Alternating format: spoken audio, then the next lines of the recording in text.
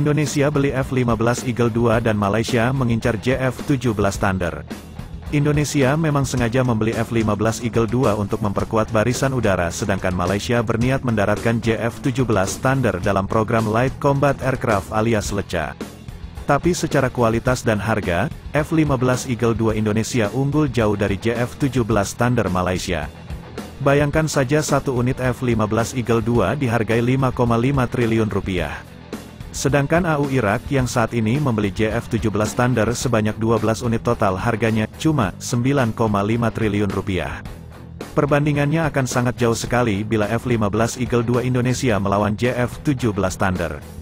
Contoh lain ialah Rafale, satu unit penempur Prancis tipe F-3R dihargai 2,2 triliun rupiah. Bayangkan saja satu unit Rafale sudah dapat 2 buah JF-17 Thunder. Lantas seperti apa kemampuan JF-17 Thunder? Dikutip dari Air Force Technology, JF-17 Thunder merupakan jet tempur buatan China dan Pakistan. Di China ia disebut FC-1 Xiaolong. Pengembangan JF-17 Thunder dimulai pada 1995 di mana Pakistan meminta bantuan China membuat jet tempur secara mandiri karena lahirnya HAL Tejas India. 2003 akhirnya prototipe JF-17 Thunder jadi dan segera produksi massal pada 2007.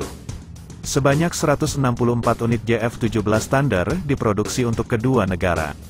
Walau harganya tergolong murah dan kemampuannya kacangan, setidaknya JF-17 Thunder ramah anggaran dan tepat guna.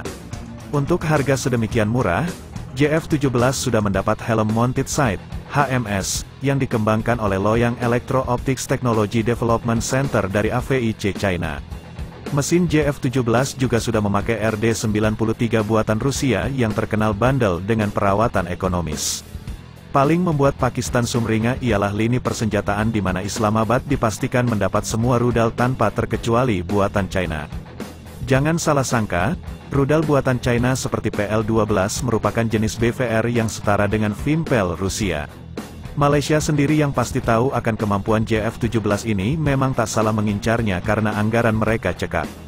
Bahkan pada latihan Anatolian Eagle 2021 yang dilakukan oleh Turki, Qatar, Pakistan dan Azerbaijan Juni tahun 2021 lalu, Malaysia mengutus beberapa perwiranya melihat kemampuan JF-17 Thunder.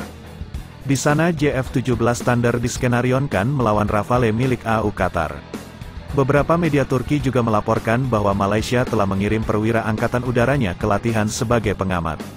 Tidak banyak yang diketahui tentang latihan udara, tetapi untuk beberapa analis militer yang mengklaim mereka memiliki informasi orang dalam tentang Anatolia Eagle 2021, latihan udara telah memberikan kesempatan bagi Angkatan Udara Pakistan untuk menguji kemampuan sebenarnya dari JF-17 Thunder.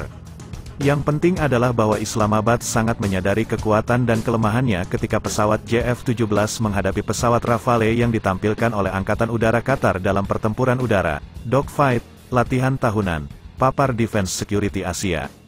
Bahkan JF-17 diklaim berhasil menembak jatuh Rafale dalam simulasi duel udara.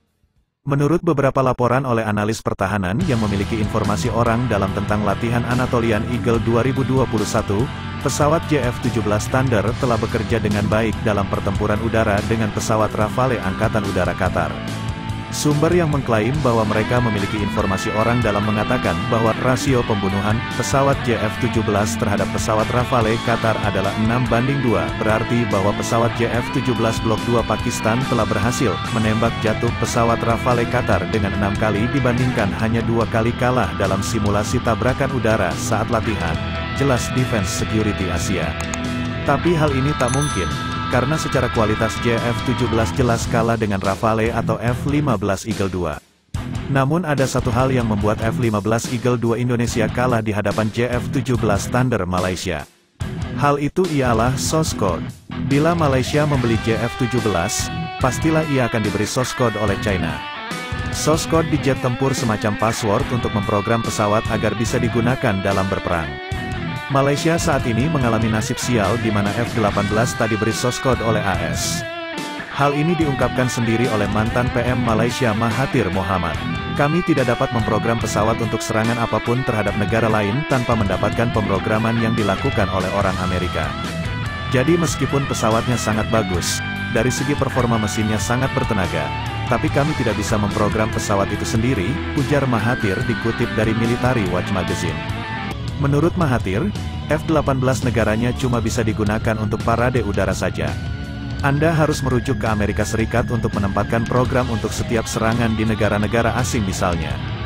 Jadi pesawat kami mahal, kami memiliki mereka, namun kita, cuma, bisa menerbangkannya di pertunjukan udara, saja.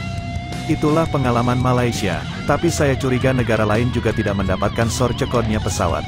Buatan AS, sebenarnya bukan senjata yang bisa Anda kendalikan. Kontrolnya ada pada Amerika, jelas Mahathir.